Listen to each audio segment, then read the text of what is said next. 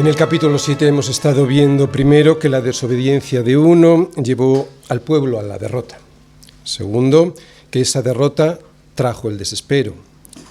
Tercero, que ese desespero llevó a Josué y a los ancianos de Israel a postrarse ante el arca de la alianza en oración, una oración llena de preguntas. Y cuarto, que esta oración llena de preguntas fue respondida por el Señor, mostrándole a Josué cuál era el problema y también su solución. Y lo que básicamente Dios le dijo fue que el secreto de la nación de Israel era su presencia entre ellos. Vamos a leerlo en los versículos 12 y 13 del capítulo 7. Por esto los hijos de Israel no podrán hacer frente a sus enemigos, sino que delante de sus enemigos volverán la espalda, por cuanto han venido a ser anatema. Ni estaré más con vosotros, si no destruyereis el anatema de en medio de vosotros. Así que levántate, santifica al pueblo y di, santificaos para mañana, porque Yahvé, el Dios de Israel, dice así, anatema hay en medio de ti, Israel. No podrás hacer frente a tus enemigos hasta que hayáis quitado el anatema de en medio de vosotros. Aquí tenemos la razón por la cual los hijos de Israel no pudieron hacer frente a sus enemigos. Dios dejó de estar con ellos. Esto en la primera parte del capítulo 7. En la segunda parte vimos que para que Dios siguiera con ellos ganando las batallas, primero tenían que descubrir el pecado que estaba en medio del pueblo. Segundo, para ello tenían que seguir la dirección de Dios y que después de descubrir al infractor, tercero, tenían que aplicar la disciplina que estaba estipulada. Así que después de que el pecado fue descubierto, confesado y tratado, el capítulo 7 termina diciendo que el ardor de la ira de Dios fue aplacado. Por eso ahora el Señor irá a pelear con ellos y les dará lo que antes les había negado, la victoria sobre la ciudad de Ai. Vamos a verlo en el capítulo 8, versículos 1 al 29. Yahvé dijo a Josué, no temas ni desmayes, toma contigo toda la gente de guerra y levántate y sube a Ai. Mira, yo he entregado en tu mano al rey de Ai, a su pueblo, a su ciudad y a su tierra. Y harás a Ai y a su rey como hiciste a Jericó y a su rey. Solo que sus despojos y sus bestias tomaréis para vosotros. Pondrás pues emboscadas a la ciudad detrás de ella. Entonces se levantaron Josué y toda la gente de guerra para subir contra Ai. Y escogió Josué 30,000 hombres fuertes, los cuales envió de noche. Y les mandó diciendo, atended, pondréis emboscada a la ciudad detrás de ella. No os alejaréis mucho de la ciudad y estaréis todos dispuestos. Y yo y todo el pueblo que está conmigo nos acercaremos a la ciudad. Y cuando salgan ellos contra nosotros, como hicieron antes, huiremos delante de ellos. Y ellos saldrán tras nosotros hasta que nos alejemos de la ciudad, porque dirán, huyen de nosotros como la primera vez. Huiremos pues delante de ellos. Entonces vosotros os levantaréis de la emboscada y tomaréis la ciudad, pues Yahvé vuestro Dios la entregará en vuestras manos. Y cuando la hayáis tomado, le prenderéis fuego. Haréis conforme a la palabra de Yahvé. Mirad que os lo he mandado. Entonces Josué los envió y ellos se fueron a la emboscada y se pusieron entre Betel y Ai, al occidente de Ai. Y Josué se quedó aquella noche en medio del pueblo. Levantándose Josué muy de mañana, pasó revista al pueblo y subió él, con los ancianos de Israel, delante del pueblo contra Ai. Y toda la gente de guerra que con él estaba, subió y se acercó, y llegaron delante de la ciudad y acamparon al norte de Ai, y el valle estaba entre él y Ai. Y tomó como 5,000 hombres, y los puso en emboscada entre Betel y Ai, al occidente de la ciudad. Así dispusieron al pueblo, todo el campamento al norte de la ciudad y su emboscada al occidente de la ciudad. Y Josué avanzó aquella noche hasta la mitad del valle. Y aconteció que viéndolo el rey de Ai, él y su pueblo se apresuraron y madrugaron. Y al tiempo señalado, los hombres de la ciudad salieron al encuentro de Israel para combatir frente al Arabá, no sabiendo que estaba puesta emboscada a espaldas de la ciudad. Entonces Josué y todo Israel se fingieron vencidos y huyeron delante de ellos por el camino del desierto. Y todo el pueblo que estaba en Ai se juntó para seguirles, y siguieron a Josué, siendo así alejados de la ciudad. Y no quedó hombre en Ai ni en Betel que no saliera tras Israel. Y por seguir a Israel dejaron la ciudad abierta. Entonces Yahvé dijo a Josué: extiende la lanza que tienes en tu mano hacia Ai, porque yo la entregaré en tu mano. Y Josué extendió hacia la ciudad la lanza que en su mano tenía. Y levantándose prontamente de su lugar los que estaban en la emboscada, corrieron luego que él alzó su mano, y vinieron a la ciudad y la tomaron y se apresuraron a prenderle fuego. Y los hombres de Ai volvieron el rostro, y al mirar, he aquí que el humo de la ciudad subía al cielo, y no pudieron huir ni a una parte ni a otra, porque el pueblo que iba huyendo hacia el desierto se volvió contra los que les seguían. Josué y todo Israel, viendo que los de la emboscada habían tomado la ciudad y que el humo de la ciudad subía, se volvieron y atacaron a los de Ai. Y los otros salieron de la ciudad a su encuentro, y así fueron encerrados en medio de Israel, los unos por un lado y los otros por el otro, y los hirieron hasta que no quedó ninguno de ellos que escapase. Pero tomaron vivo al rey de Ai y lo trajeron a Josué. Y cuando los israelitas acabaron de matar a todos los moradores de Ai en el campo y en el desierto a donde los habían perseguido, y todos habían caído a filo de espada hasta ser consumidos, todos los israelitas volvieron a Ai y también la hirieron a filo de espada. Y el número de los que cayeron aquel día, hombres y mujeres, fueron de 12.000, todos los de Ai. Porque Josué no retiró su mano que había extendido con la lanza, hasta que hubo destruido por completo a todos los moradores de Ai. Pero los israelitas tomaron para sí las bestias y los despojos de la ciudad, conforme a la palabra de Yahvé, que le había mandado a Josué. Y Josué quemó a Ai y la redujo a un montón de escombros, asolada para siempre hasta hoy. Y al rey de Ai lo colgó de un madero hasta caer la noche. Y cuando el sol se puso, mandó Josué que quitasen del madero su cuerpo y lo echasen a la puerta de la ciudad, y levantaron sobre él un gran montón de piedras que permanece hasta hoy. La bendición de saber esperar. ¿Y si Acán hubiese esperado?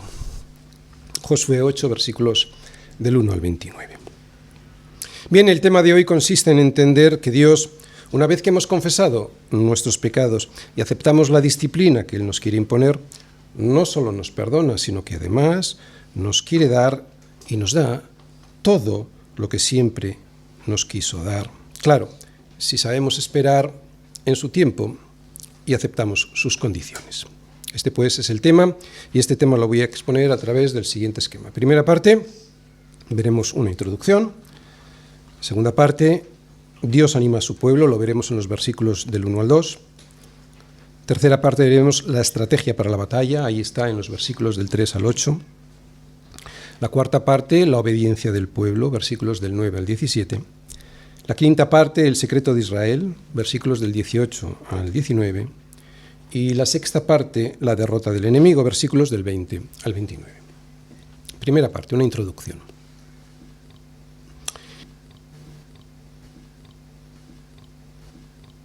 Muy bien, antes de entrar en los versículos 1 y 2, en donde veremos a Dios animando a Josué, me gustaría exponer una de las cosas que nos enseña el capítulo 8 en comparación con el anterior, con el capítulo 7.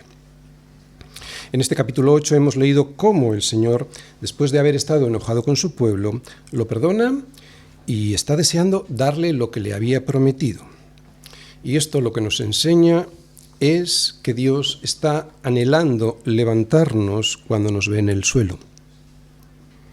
Si después de haber caído nos volvemos a Él sinceramente arrepentidos, deseosos de restaurar la comunión con Dios y con el propósito firme de no volver a las andadas, Él no solo nos perdona, es que también nos bendice.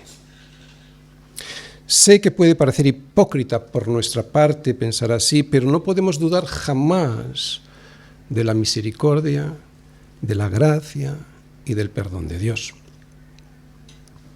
Es habitual que después de haber pecado, especialmente cuando sabemos que lo que hicimos no lo teníamos que haber hecho, que ya estábamos avisados, tengamos dudas sobre si Dios nos ha perdonado o no. Esta incertidumbre de no estar seguros del perdón de Dios aparece en creyentes sinceros que piensan que el Señor ya nunca más les va a amar como antes. ¿Cómo me va a perdonar si yo sabía que no tenía que haber hecho eso que hice? Si yo ya sabía que no tenía que haber estado allí donde estuve. Es imposible que Dios lo pueda hacer. Pero Dios no es como nosotros, tampoco a la hora de perdonar. Si te has caído y te has arrepentido, confía en la promesa del perdón que Él te regala. Lo sabemos, lo vemos, lo leemos, lo dice en su palabra. Él es fiel. ¿Tú sabes lo lejos que está el oriente del occidente? Pues cuanto está lejos el oriente del occidente, hizo alejar de nosotros nuestras rebeliones. Y como el Padre se compadece de sus hijos, se compadece el Señor de los que le temen. ¿Por qué? Porque Él conoce nuestra condición. Él se acuerda de que somos polvo. Es asombroso que Dios use esta imagen, ¿verdad? En el Salmo 103, esta imagen del oriente y del occidente, porque mientras alguien va caminando hacia el oriente, jamás llega al occidente. Cuando tú vas caminando hacia el oriente, llegas a lo que te crees que es el oriente y resulta que sigue habiendo oriente, ¿no? Esto en el globo terráqueo. Y sin embargo, si hubiera dicho norte y sur, cuando tú vas caminando hacia el norte, resulta que llega un momento en que ya no hay más norte. Si sigues caminando, te vas para el sur, ¿no? Es interesante esta imagen del oriente y del occidente. Así que cuanto está lejos el oriente del occidente, hizo alejar nuestras rebeliones. Una vez que Dios te ha perdonado un pecado, tienes que saber que eres libre de la culpa de ese pecado. Es su promesa. Así que no te vuelvas a manchar con ese pecado, pero tampoco te tortures con la culpa. ¿Por qué? Porque si confesamos nuestros pecados, Él es fiel y justo para perdonar nuestros pecados y limpiarnos de toda maldad. Sabemos, y lo hemos visto en el relato de Acán, que Dios no nos quita las consecuencias que produce nuestro pecado. Pero si nos arrepentimos sinceramente y le confesamos nuestra maldad, sí que nos libera de la culpa. Sí que nos libera de la culpa. Y esto es una gran bendición. ¿Por qué? Porque la culpa nos genera un gran dolor y sufrimiento añadido ya a las consecuencias de nuestro pecado, ¿no? Además nos hace inútiles para servir al Señor. La culpa nos hace inútiles para servir al Señor. Así que lo primero que nos quiere enseñar el Señor antes de entrar en el capítulo 8 es que Él puede perdonarte si has puesto su confianza, toda tu confianza en el sacrificio de su Hijo Jesucristo. No te dejes arrastrar por la culpa. Cristo ya te libró de ella. Yo sé que te puede avergonzar tu pecado, pero lo maravilloso de la cruz del Calvario es que Cristo, además de pagar con su vida todas las ofensas que le has hecho a Dios, también ha cancelado la vergüenza de eso que has hecho, sufriéndola por ti en la cruz. Porque hay que recordar que la cruz no solo era un sistema de muerte, también implicaba una enorme vergüenza. La cruz tiene poder, y el poder de la cruz de Cristo significa, primero, que fuimos salvados de la culpa del pecado en el momento en el que creímos en el Señor Jesucristo. Segundo, que también estamos siendo salvados del poder del pecado, ¿no? Mientras vamos peleando las batallas en esta vida, como la de Jericó o la de Ai, ganándolas gracias a la presencia de Dios en medio nuestro con nosotros. Y terminaremos siendo finalmente perfectamente salvados de la presencia del pecado en nuestros cuerpos resucitados cuando estemos allí con Él en su presencia. Así que la culpa ya está fuera, el poder del pecado también somos liberados de él mientras estamos luchando en esta vida, como las batallas de Jericó y de Ai. Y en su día estaremos libres totalmente de la presencia del pecado. Después del desastre ocurrido en Ai, seguramente que Josué y el resto del pueblo estarían pensando que Dios ya no les perdonaría jamás, ¿no? ¿Cómo les iba a perdonar si desde que habían salido de Egipto no habían parado de meter la pata? Sin duda este sentimiento estaría ahogando los corazones de los israelitas en este momento, pero Dios, y lo vamos a ver ahora, vuelve a animar a su pueblo para que no caigan en el desánimo. Versículos 1 y 2. Dios anima a su pueblo. Yahvé dijo a Josué: no temas ni desmayes. Toma contigo toda la gente de guerra y levántate y sube a Ai. Mira, yo te he entregado en tu mano al rey de Ai y a su pueblo, a su ciudad y a su tierra. Y harás a Ai y a su rey como hiciste a Jericó y a su rey. Solo que sus despojos y sus bestias tomaréis para vosotros. Pondrás, pues, emboscadas a la ciudad detrás de ella. Bien. Varias cosas podemos ver en estos versículos. Primero, vemos a Dios animando a Josué para que continúe peleando la batalla, pero ahora según la estrategia de Dios y no según su propia opinión y la de sus consejeros. Dios ha perdonado a su pueblo, así que ahora, a partir de ahora, le va a dar lo que les había prometido. Pero ahora, de una manera diferente, de la forma en que él quería dárselo. En el anterior capítulo vimos que fueron derrotados por causa del pecado oculto y no tratado de Acán. ¿Recordáis? Se había quedado con parte del tesoro que le pertenecía a Dios. Pero ahora Dios le dice a Josué que no tema, porque ya han sido perdonados, por eso él estará con ellos. También vemos que Dios le dice a Josué que no debía subestimar al enemigo que tenía la ciudad de Ai.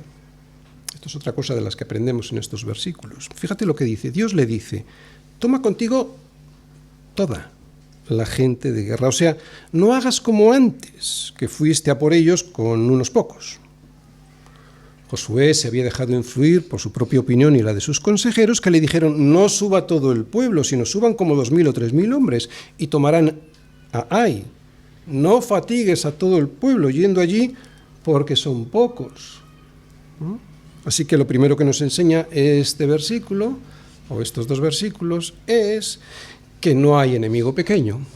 Y lo segundo que nos enseña es que tenemos en la ciudad de Ai una guerra que es cuestión de todos, como iglesia, de toda la congregación, de todos juntos y en armonía. En nuestra vida diaria peleamos, cada uno de nosotros, sí, pero dentro de una estrategia conjunta, todos juntos como iglesia, aunque estés en tu casa, en tu trabajo, ¿no? Y si no peleamos en un mismo sentir, se notará. Necesitamos pelear la batalla todos juntos y en armonía. Nos necesitamos los unos a los otros, incluso en nuestras luchas individuales. Y esto nos enseña otra lección, y la podríamos resumir con una palabra, humildad. La humildad de necesitar al otro y la humildad de saber que si Dios no está con nosotros, va a estar contra nosotros. Dios es tan bueno que muchas veces usa estas circunstancias, las circunstancias de nuestro pecado, para que nos demos cuenta que no podemos vivir sin Él y que cuando lo hacemos, perdemos. Nos enseña también que tenemos que aprender a esperar para recibir las cosas que Él quiere darnos y en el tiempo en el que Él quiere dárnoslas. Es lo que vemos en el versículo 2, que ahora Dios sí les permite tomar los despojos de la ciudad. En Jericó no podían hacerlo. El Señor les había dicho que todos eran suyos. Y Acán desobedeció quedándose con parte del anatema, pero ahora sí podían. Así que resumiendo, lo que aprendemos en estos dos versículos es que Dios nos anima cuando tiene que levantarnos para que sigamos peleando. Segundo, que no hay enemigo pequeño. Tercero, que la guerra contra ese enemigo que tenemos en Ai, que es Satanás, es una cuestión de todos. También aprendemos humildad. Necesitamos saber que necesitamos del otro y, por supuesto, de Dios en nuestra batalla diaria. Y lo que nos enseña también es aprender a esperar. Además les explica, ¿no?, a través de Josué, cómo debía ser la estrategia de ataque, ¿no?, la estrategia que debían ejercer sobre la ciudad. Lo vamos a ver en los versículos del 3 al 8. Tercera parte, la estrategia para la batalla. Entonces se levantaron Josué y toda la gente de guerra para subir contra Ai. Y escogió Josué 30.000 hombres fuertes, los cuales envió de noche. Y les mandó diciendo: atended, pondréis emboscada a la ciudad detrás de ella. No os alejaréis mucho de la ciudad y estaréis todos dispuestos. Y yo y todo el pueblo que está conmigo nos acercaremos a la ciudad, y cuando salgan ellos contra nosotros, como hicieron antes, huiremos delante de ellos. Y ellos saldrán tras nosotros hasta que los alejemos de la ciudad, porque dirán: huyen de nosotros como la primera vez. Huiremos pues delante de ellos. Entonces vosotros os levantaréis de la emboscada y tomaréis la ciudad, pues Yahvé vuestro Dios la entregará en vuestras manos. Y cuando la hayáis tomado, le prenderéis fuego. haréis conforme a la palabra de Yahvé. Mirad que os lo he mandado. Bien, varias cosas vemos. Primero, unidad. Lo primero que apreciamos al leer este relato es la unidad que forma el pueblo de Dios. Son un solo cuerpo. Son un solo cuerpo. Josué, como líder, y el resto del pueblo formaban un solo cuerpo hacia la conquista que Dios les había prometido. Si os fijáis, no había fisuras entre ellos. Enseñanza para nosotros hoy. Lo que esto nos enseña a la Iglesia hoy es que la congregación y los líderes deben caminar juntos. Los momentos más tristes de cualquier iglesia, por la debilidad que imprime a la congregación, son aquellos cuando algunas personas se enfrentan a sus líderes, debilitando su autoridad para ponerse ellos al mando. Esto, por desgracia, ocurre más a menudo de lo que nos gustaría. Nuestra iglesia, como cualquier otra iglesia, debe ver este relato y debe verlo como una exhortación para caminar juntos.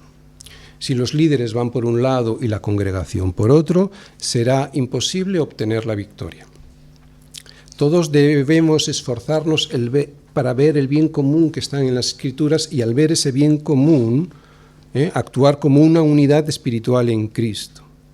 Todos juntos, como un solo cuerpo, como ocurría en la iglesia primitiva, donde la multitud de los que habían creído era de un corazón y un alma.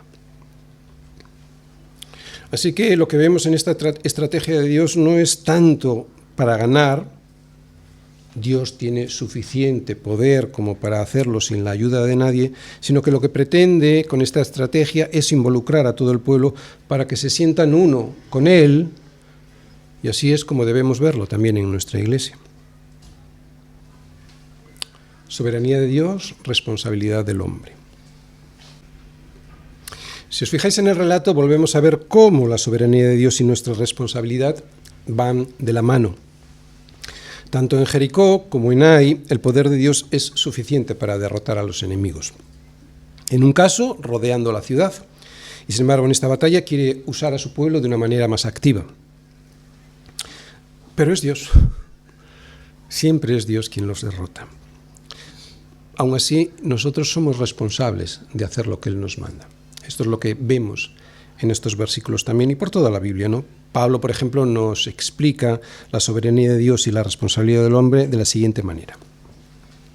Él anunciaba el Evangelio, ¿no? Él anunciaba sabiduría, a fin de presentar perfecto en Cristo a todo hombre. Para lo cual, dice, también trabajo, luchando según la potencia de Él, la cual actúa poderosamente en mí. Pablo trabaja. Es él el responsable de trabajar y no va a dejar de hacerlo, pero lo hace según la potencia de Dios que actúa en él. ¿Os dais cuenta? Responsabilidad del hombre de la mano de la soberanía de Dios. Las órdenes de Dios. Muy bien, ahí lo hemos visto. Las órdenes, la estrategia era muy sencilla. Josué elige de entre los 30.000 hombres que leemos ahí, a 5.000 para que se escondan en unos barrancos que había a las afueras de la ciudad. Estas fuerzas son las que se van a encargar de tomar la ciudad una vez que ésta quede desprotegida. Por lo tanto, la batalla se desarrolla de la siguiente manera. El grupo designado por Josué, el grupo de soldados designados por Josué para enfrentarse a los de Ai, irán de frente hacia la ciudad. Los de Ai, confiados en sí mismos porque la última vez les derrotaron sin problemas, salen de la ciudad para hacerles frente como hicieron la vez anterior. En ese momento, el ejército de Josué, al verles, finge que se retira, haciendo salir a todos los defensores de la ciudad de Ai tras ellos, de manera que la ciudad quede desprotegida. Inmediatamente por la retaguardia avanza el resto del ejército de Israel que estaba emboscado en los barrancos. Toma la ciudad y le prende fuego. Estas eran las instrucciones de Dios para ganar la batalla y lo que vamos a ver ahora es cómo el pueblo obedece estas instrucciones de Dios. Versículos del 9 al 17. Entonces Josué los envió, y ellos se fueron a la emboscada y se pusieron entre Betel y Ai, al occidente de Ai. Y Josué se quedó aquella noche en medio del pueblo. Levantándose Josué muy de mañana, pasó revista al pueblo y subió él con los ancianos de Israel delante del pueblo contra Ai. Y toda la gente de guerra que con él estaba subió y se acercó, y llegaron delante de la ciudad y acamparon al norte de Ai, y el valle estaba entre él y Ai. Y tomó como 5.000 hombres y los puso en emboscada entre Betel y Ai, al occidente de la ciudad. Así dispusieron al pueblo, todo el campamento al norte de la ciudad y su emboscada al occidente de la ciudad. Y Josué avanzó aquella noche hasta la mitad del valle.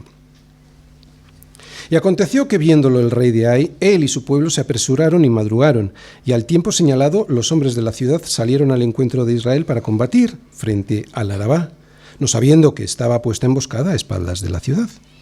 Entonces Josué y todo Israel se fingieron vencidos y huyeron delante de ellos por el camino del desierto. Y todo el pueblo que estaba en Ai se juntó para seguirles, y siguieron a Josué, siendo así alejados de la ciudad. Y no quedó hombre en Ai ni en Betel que no saliera tras de Israel. Y por seguir a Israel dejaron la ciudad abierta.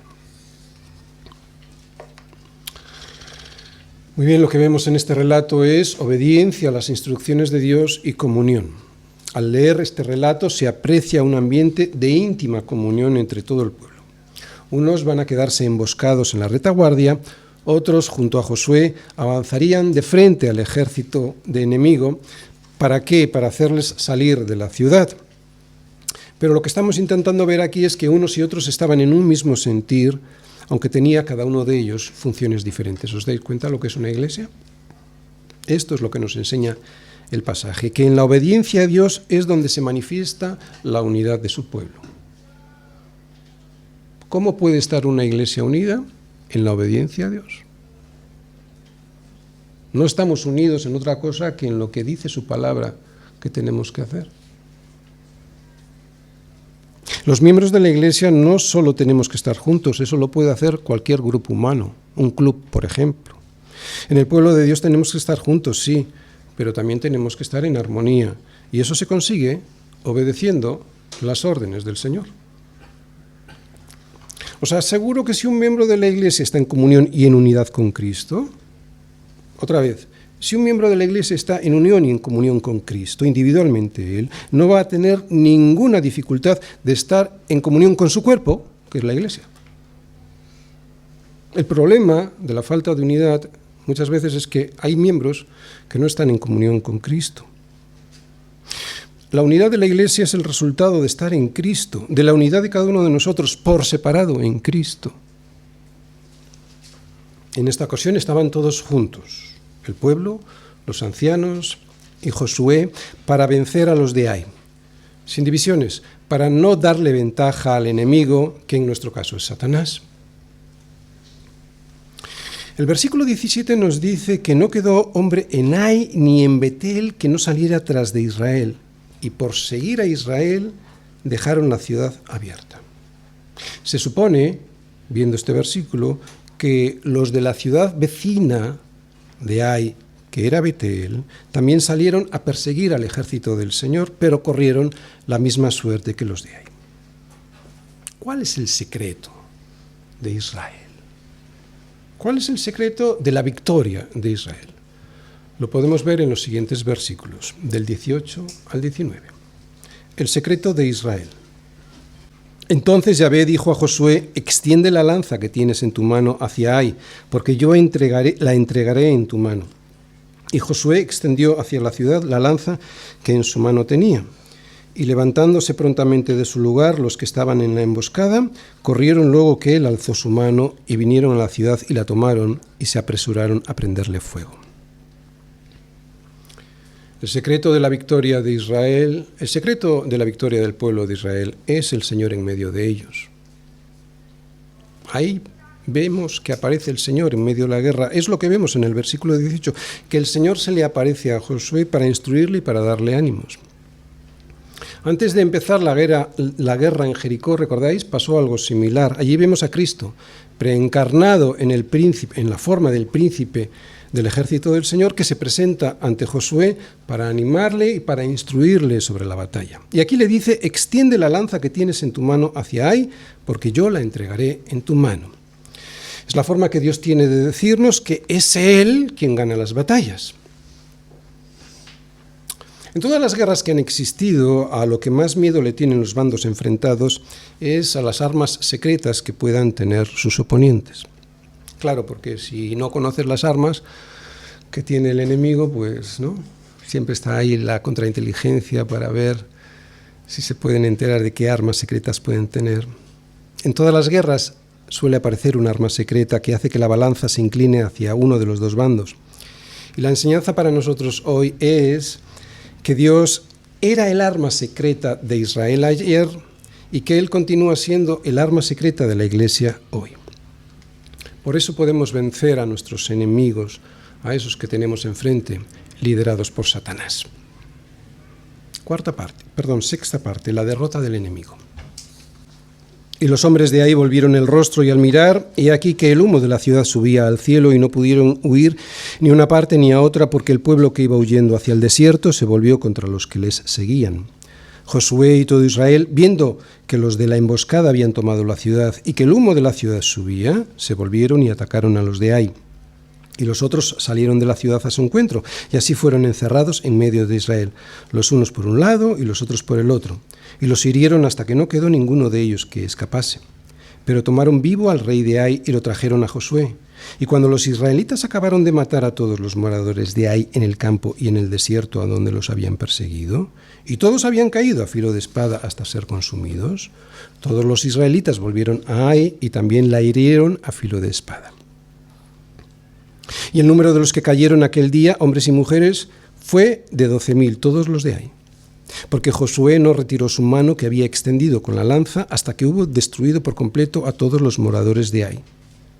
Pero los israelitas tomaron para sí las bestias y los despojos de la ciudad conforme a la palabra de Yahvé que le había mandado a Josué. Y Josué quemó a Ai y la redujo a un montón de escombros, asolada para siempre hasta hoy. Y al rey de Ai lo colgó de un madero hasta caer la noche. Y cuando el sol se puso, mandó Josué que quitasen del madero su cuerpo y lo echasen a la puerta de la ciudad. Y levantaron sobre él un gran montón de piedras que permanece hasta hoy. El versículo 27 nos dice que todo se hizo conforme a la palabra que el Señor le había dicho a Josué.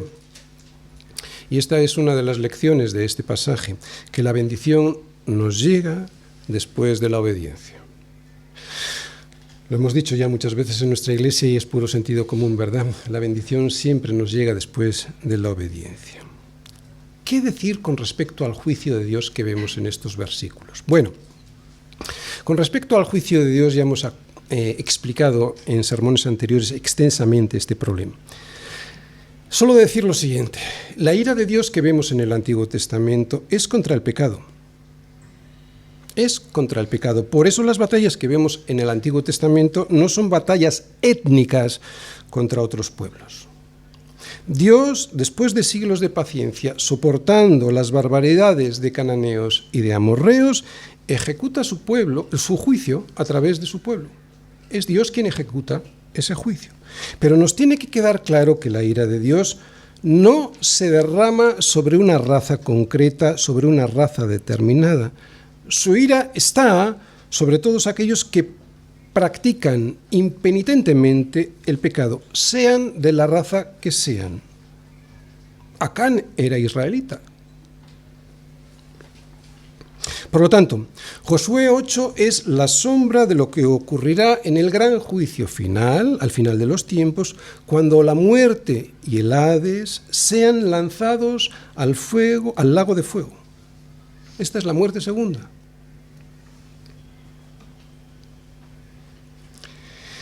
Ver al rey de Ai colgando en un madero nos puede parecer terrible, pero es pura misericordia de Dios para nosotros. Porque ver al rey de Ai colgando de un árbol nos enseña la gravedad con que ve Dios al pecado. Ver al rey de Ai colgando de un árbol, aunque nos pueda parecer turbador, nos recuerda que este es el fin que le espera a aquel que se enfrenta a Dios. Ver al rey de Ai colgando de un árbol, aunque nos pueda parecer horroroso, precisamente lo que nos recuerda es que horrenda cosa es caer en manos del Dios vivo. Ver al rey de Ai colgando de un árbol, aunque nos pueda parecer espantoso, nos recuerda que hace poco más de 2000 años hubo uno que pagó por nosotros lo que a nosotros nos tocaba pagar. Ver al rey de Ai colgando de un árbol, aunque nos pueda parecer cruel, nos recuerda que podemos y debemos refugiarnos en Cristo, porque un día, fuera de los muros de la ciudad de Jerusalén, fue colgado en nuestro lugar, expió nuestros pecados y llevó nuestra culpa para que nosotros no tengamos que enfrentarnos al mismo destino que el rey de Ai, que sin duda es lo que todos merecemos. Muchos cristianos no quieren leer historias como estas en la Biblia porque les perturban, pero yo creo que ver al rey de Ai colgando de un árbol, aunque a muchos nos pueda parecer perturbador, es lo mejor que podemos hacer para recordar cómo Dios castiga a todo aquel que no se refugia en su Hijo, alguien que venció a la muerte sobre un madero. Así que vuelve a leer este versículo. Vuélvelo a leer, un versículo que muchos no quieren leer y, lo que es peor, que otros muchos no quieren predicar, porque si lo lees te darás cuenta que es pura misericordia de Dios para nosotros, aunque nos pueda parecer perturbador. Termino. Si estás siendo derrotado constantemente por un mismo pecado, aprende lo que hoy Dios nos ha enseñado en el libro de Josué. No huyas como los israelitas hicieron en la primera batalla de Ai. Enfréntate a él. Enfréntate a él. ¿Cómo? Como en la segunda batalla. Escucha a Dios y sigue las normas que Él te da para derrotarlo.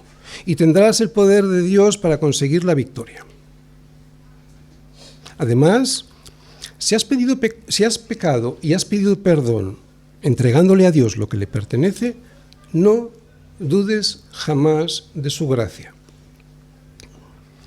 Hoy hemos visto cómo Dios perdonó a Israel completamente, sin guardarles ningún resentimiento, una vez que descubrieron, una vez que confesaron y una vez que trataron su pecado.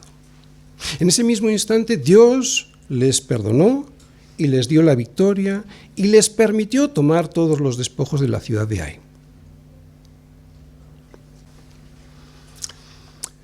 Oye, ¿qué hubiese pasado si Acán hubiese esperado un poquito más, verdad? Pues si Acán hubiese esperado un poquito a la batalla de Ai, en vez de tomar lo que no era suyo en la ciudad de Jericó, ahora hubiese recibido parte de los despojos de la ciudad de Ai. Oro, plata, piedras y vestidos preciosos, casas, también propiedades, que Dios ahora sí les había permitido quedarse. Esto lo que nos enseña es que muchas veces el pecado nos lleva a tomar antes de tiempo, lo que Dios nos iba a dar si hubiésemos esperado un poquito más. Y hoy pasa igual que en los tiempos de Acán. ¿Cuántas veces no nos adelantamos a tomar lo que probablemente Dios nos quiera dar y pecando contra la voluntad de Dios nos quedamos con cosas que después Él nos hubiese dado de la manera y en el tiempo en el que Él hubiese decidido? Como Dios no me quiere dar un novio o una novia, voy y tomo del anatema que el Señor me ha prohibido tocar, como por ejemplo un yugo desigual. Y resulta que ese pecado va a llevarme a la muerte, a mí y a mi matrimonio, cuando si hubiese esperado un poquito de tiempo, igual Dios me hubiese presentado a mi ayuda idónea. Es lo que hizo Acán, tomar antes de tiempo y forma lo que ahora le ha dado a Israel. Como quiero placer sexual, lo tomo del anatema que Dios me ha prohibido tomar y me acuesto antes del matrimonio, estropeando el regalo hermoso que Dios me quiere dar si espero y hago las cosas a su forma y en su tiempo, como hizo Acán. Como quiero tener una vivienda, ¿y por qué no voy a tener una vivienda, verdad? ¿Por qué va a ser malo tener una casa? Pero veo que Dios no me la quiere dar, me hipoteco hasta las cejas, haciéndome esclavo del banco, cuando si hubiera esperado un poquito, teniendo paciencia en el Señor, igual Dios me lo hubiese dado sin los sufrimientos que siempre produce el pecado de no esperar en Él, que es lo que le pasó a Acán. Como quiero que mi negocio prospere, me uno en yugo desigual con alguien que no tiene mis valores y mis principios cristianos, y resulta que después aparezco por sitios en donde sé que no me debo meter, porque mi socio se empeña en hacer las cosas de la manera que Dios no nos deja hacerlo. Y esto es lo mismo que hizo Acán. ¿Cómo podemos evitar la tentación de apropiarnos de lo que Dios nos advierte? Pero vosotros guardaros del anatema, ni toquéis ni toméis alguna cosa del anatema, no sea que hagáis anatema el campamento de Israel y lo turbéis. Pues la fórmula es sencilla. Necesitamos humillarnos delante del Señor y poder estar satisfechos en Él.